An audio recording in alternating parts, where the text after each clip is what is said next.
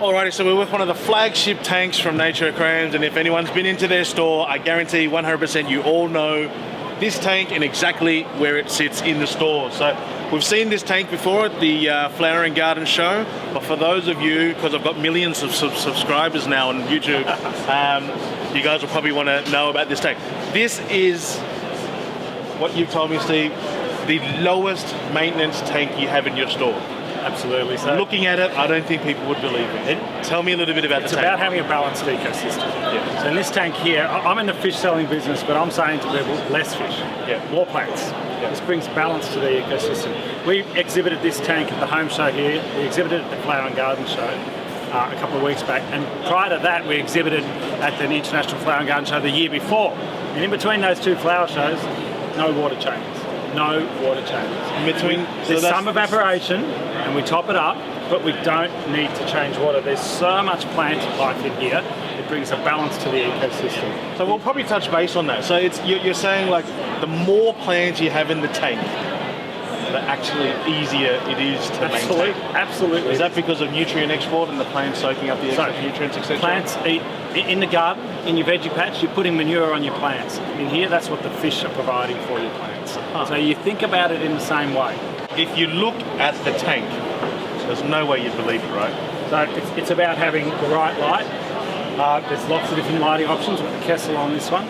Lots of other lighting options available in our shop as well. Yeah. But it provides a great shimmer in the tank and gives enough light. We run this on 8 hours a day, gives them enough light. We also supplied CO2 in here. And the maintenance on this tank is trimming the plants. Yeah. So every couple of months, we're trimming the plants. We trim these down to about 1 centimetre and woof, off they go again. That plant there is about 3 weeks old since we trimmed it. Same here and same with the HC at the front. Yeah. I trimmed this only yesterday and look at it, it's out here again. We're getting about 1 centimetre a day growth on them. So it's such great plant growth. You've got such beauty, but you've also got waste management. So the reason you do water changes is to take the waste out of the tank. Yeah. That's what we're putting the plants in there for. And because everything's balanced. I mean, if you had too much light and not enough CO2, and the plant's not really sucking it all up, then you just get algae problems, surely. Yeah, you've got to have the right balance, but the more plants you've got, the less algae. Quite seriously, I can't remember cleaning the glass even in this tank. That's great. Seriously, I can't remember what. I'm sure we've done it, but I can't remember even cleaning the algae on the glass. And obviously the mist is probably the biggest effect, especially on a show like this. It gives great humidity to some of these sundews and some of the carnivorous plants we've got around the back here. So running through the plants, effect. Like what plants have you got in here? I've got a lot of quickly. Okay, I've got. This is all about showcasing many different plants in this tank. I would say 88 tank's all about one plant. But the carpeting plants here create a great effect for the front, a great habitat at the front where you want the fish to be. You want them up the front, so you're creating that open space at the front. And we've got quite a few different Storogine and some others. We've got ranges from mosses up here, some fair few Ritalas, some of my favourites with those vibrant oranges. Some of the Ludwigias here, and the same similar plants coming right out of the water. So, I mean, the reason why I think this tank represents Nature Aquariums is we think outside the glass box. Yeah, right? You've got stuff coming out, you've got air plants, sundews, you name all sorts of different stuff going on, and showing how it can all come into a balanced ecosystem. And the colour you've got on there, colour's this is common Ludwigia Super Red. Okay. Getting the red colour is very difficult in freshwater plants too, or maintaining that red colour, right? Not if you follow our recipes. Yeah, okay. It's not. Seriously, this is zero maintenance almost on this tank. We're trimming the plants, and that's the fun part. That's really all the maintenance we do on this tank. And it's funny that you mentioned recipe. Like it essentially is a recipe. There is a process. Process and something that you follow, which is a recipe. And you say for all of the tanks that you've got, there's a way to do it.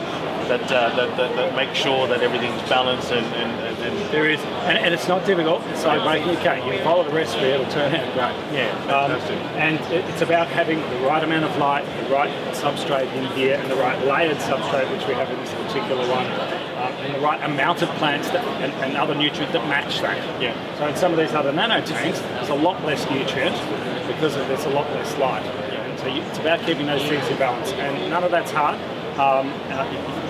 If you follow those processes. And this tank's like 3 years old, right? I think it's closer to 4. Closer to 4? Yeah, closer to 4. And you've moved it around to it's been around every to shows and so on, and that's the only time the water gets changed. We have to take the water out. You have to take the water out. It's been around quite a few shows now. Once I actually took quite a bit of it out about 3 years ago and redid it.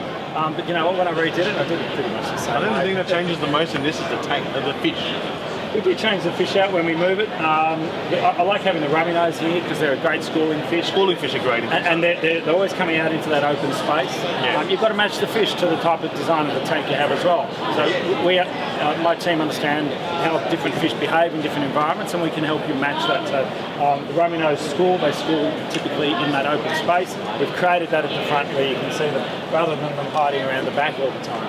Yeah, exactly. Fish and that's the sort of things you've got to take into account when you're building a scape, whether it be for freshwater or saltwater. You've got to work out where the open area is, where the fish are going to be, and where you want them to be. And that's where essentially you're great. A little bit of fish psychology and understanding which fish behave in which way. Fantastic. So if you guys haven't been to Nature Aquariums yet, make sure you pop in, check out this tank, because I'm saying this is their trademark tank of the show.